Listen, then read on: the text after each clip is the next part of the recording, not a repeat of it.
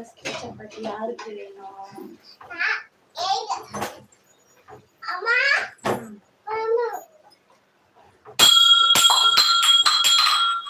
பாத்ரா எடு. உனக்குதான் வேணுமா? அண்ணாக்கு? சரி, அண்ணாக்கு ஸ்கூல் டைம் ஆயிடுச்சு. சரி, ஃபர்ஸ்ட் சப்பாத்தி அண்ணா கொடுத்துடலாமா?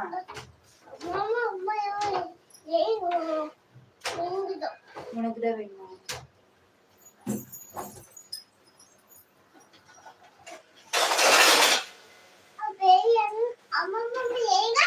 ஆமா, சூடா இருக்கு. இரு.